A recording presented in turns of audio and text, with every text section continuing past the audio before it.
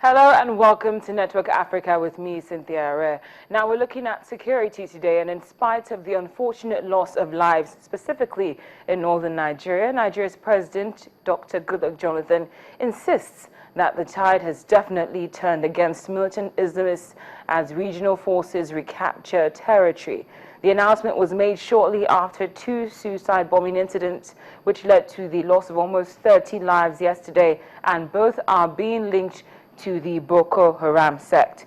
The president also had an explanation for the sect's decision to hit soft targets. He attributes that to the setbacks the group had suffered in battle. Regional forces have recaptured 8 major towns in recent weeks, and the Nigerian military, backed by regional troops, are now taking the war to the sect. Now we're still looking at the progress made against the Boko Haram sect, and according to a spokesman for the Chadian army, soldiers from Chad deployed as part of operations against Boko Haram killed 207 of the militants in fighting yesterday near a Nigerian town close to the Cameroon border. Now, even though things played out in favor of the Chadian army based on that information, it was at the cost of one Chadian soldier's life, while another 9 were wounded in the clashes near Gambaru, which is the scene of regular attacks by the Nigerian Islamist group in recent months.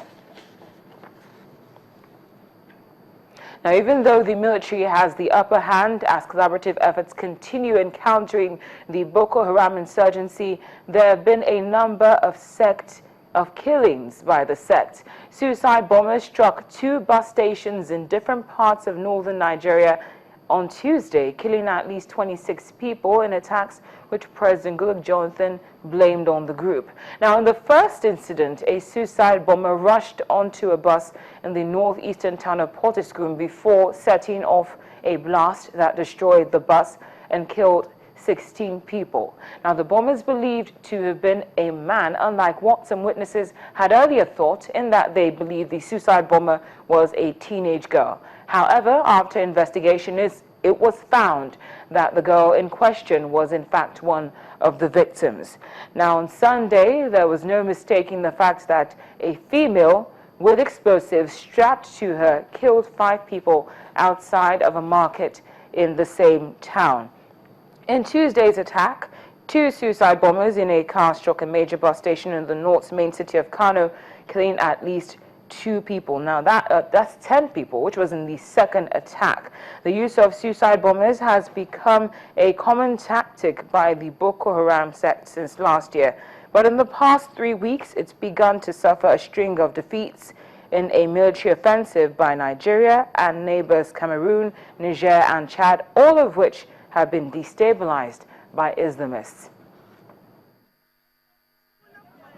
What we have found out so far at the moment is that, as you can see, it involves 3 vehicles: a Sharon bus, a second bus, and a car, a golf car. We estimated that about 12 people have died in this blast. And from the information we gathered at the scene, it seems that the bombers, 2 of them, these 12 included 2 bombers. It seems that the 2 bombers came in that Sharon car as passengers from outside the city. So they came in, they are driven as passengers. In the process of moving out of the vehicle, after arriving at the motor park, that's the time they detonated the bomb. The police commissioner for Kano State, Ibrahim Idris. We'll take a break now on Network Africa. When we come back, we'll still be focusing our attention on security matters. Please stay with us. Welcome back to Network Africa. Now, in case you're just joining us, we've been talking about security issues concerning Nigeria, Niger, Chad, and Cameroon. The Nigerian president, Dr. Goodluck Jonathan, has said that despite the casualties, the military has gained the upper hand. Chadian soldiers claim to have killed 207 Boko Haram fighters, but also suicide bombers believed to be linked to the Boko Haram sect have also killed about 26 people in the northern part of Nigeria. Now, we are still looking at security, particularly in Nigeria, which was one of the main reasons behind the postponement of the general elections from February the 14th to March the 28th and April the 11th, respectively. Let's now talk to Femi Adebulu, who is a security expert about the progress made by the military in countering the Boko Haram insurgency, as well as preparations for the elections, which is just about 30 days away. Femi Adebulu, thank you so much for speaking with us on Network Africa. It's my pleasure to be here. Thank you. Thank you.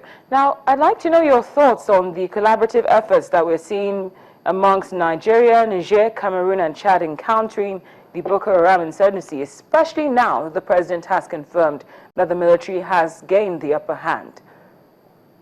Yeah, thank you very much. It is conventional to have a joint task force, especially to tackle an issue such as this. And I want to let you know that particularly when a group of countries discover that they are facing common threat, okay, so a situation, an initiative such as this is very, very commendable. And we can see since the time of the joint task force, a lot of progress is being made, and we are recording some remarkable progress, which gives us a lot of hope that the election, after all, might be held. Now, do you share the view that these efforts should have come a lot sooner than later?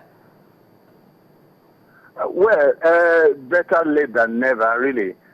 Even though it's late in coming, really, one would still say that whatever is happening right now is towards making sure that the bad elements are checked so that we can have our election. Of course, all this while, I have even said in so many fora that the government was actually handling the issue of Boko Haram with kid gloves all this while.